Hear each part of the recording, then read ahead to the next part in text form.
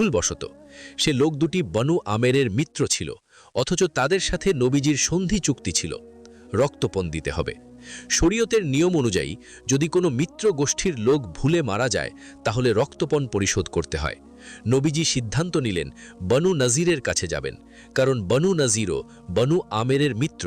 চুক্তি অনুযায়ী তারাও এই রক্তপণে অংশ দেবে। নবীজি তার কয়েকজন সাহাবীকে নিয়ে বনু নজিরের মহল্লায় গেলেন। বনু নাজিরের নেতারা তাদের স্বাগত জানালো, বাইরে বসতে বলল একটু অপেক্ষা করুন, আমরা পরামর্শ করে আসছি। নবীজি একটি দেয়ালের পাশে হেলান দিয়ে বসে রইলেন। ভেতরে কি আলোচনা হচ্ছিল? ভেতরে আলোচনা হচ্ছিল হত্যার পরিকল্পনা। আমর ইবনে জাহশ ইবনে কাব নামে বনু নাজিরের এক ব্যক্তি প্রস্তাব দিল, এখনই মৌকা পেয়েছি। মোহাম্মদ একা এসেছেন, অরক্ষিত অবস্থায় দেয়ালের নিচে বসে আছেন। আমি ছাদে উঠি একটি বড় পাথর নিয়ে আর তার মাথায় ফেলে দিই। এরপর আমরা বলবো এটা দুর্ঘটনা ছিল। কক্ষে নীরবতা নামল। তারপর একজন একজন করে মাথা নাড়তে লাগল। হ্যাঁ, এটাই করো। হত্যার পরিকল্পনা চূড়ান্ত হল। আমর ইবনে জাহশ চুপি চুপি ছাদে উঠল, পাথর হাতে নিল। কিন্তু আকাশ থেকে ওহী নামল। জিব্রাইল আলাইহিসসালাম নবীজিকে জানিয়ে দিলেন সব কিছু।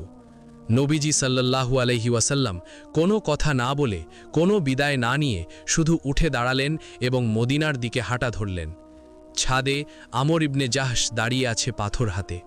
নিচে তাকিয়ে দেখল নবীজি নেই। এই একটি মুহূর্তে ইতিহাস বদলে গেল। সাহাবীরা জিজ্ঞেস করলেন, ইয়া রাসূলুল্লাহ, আপনি চলে আসলেন কেন? আমাদের বললেন না? নবীজি বললেন, বনু নাজির আমাকে হত্যা করার চেষ্টা করেছে। পুরো মদিনা থমকে গেল। এবার নবী মুহাম্মদ সাল্লাল্লাহু আলাইহি ওয়াসাল্লাম একটি চূড়ান্ত সিদ্ধান্ত নিলেন। তিনি বনু নাজিরের কাছে বার্তা পাঠালেন। বার্তাটি স্পষ্ট এবং সংক্ষিপ্ত। তোমরা এই চুক্তি ভঙ্গ করেছ, আমাকে হত্যার পরিকল্পনা করেছ। এখন তোমাদের 10 দিনের সময় দেওয়া হলো।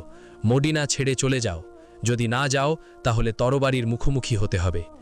10 দিন। বনু নাজিরের নেতারা বসলেন পরামর্শে। কি করবে? কেউ কেউ বলল, চলে যাওয়াই ভালো, লড়াইতে কোনো লাভ নেই। কিন্তু হুয়াই ইবনে আখতাব বললেন, না, আমরা যাব না। আমরা এই দুর্গে থাকব। মুহাম্মাদের কি শক্তি আছে আমাদের বের করার? আর তখনই মদিনার মধ্য থেকে একটি গোপন বার্তা এলো। সেই বার্তা পাঠালো আবদুল্লাহ ইবনে উবাই ইবনে সালুল। ইতিহাসের পাতায় এই নামটি একটি কালো দাগের মতো লেখা আছে। আবদুল্লাহ ইবনে উবাই, মুনাফিকদের সর্দার। মুখে ইসলাম, অন্তরে কুফর। বাইরে মুসলিম সাজতেন, কিন্তু ভেতরে ভেতরে ইসলামের বিরুদ্ধে ষড়যন্ত্র করতেন। তিনি বনু নাজিরের কাছে বার্তা পাঠালেন, তোমরা মদিনা ছেড়ে যেও না, দুর্গে থাকো, আমি তোমাদের সাথে আছি। আমি 2000 যোদ্ধা নিয়ে আসব তোমাদের সাহায্যে। তোমাদের আশেপাশের মিত্র গোত্রগুলো, বনু গাতাফান, তারাও আসবে। তোমাদের ছেড়ে যাওয়া হবে না। বনু নাজির এই বার্তায় আশ্বস্ত হল।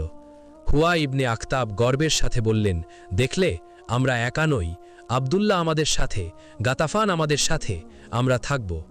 তাদের পাকা ঘর, উঁচু দুর্গ, এই দুর্গের ভেতর থেকে তারা নবীজির বাহিনীকে প্রতিরোধ করবে, এটাই ছিল পরিকল্পনা।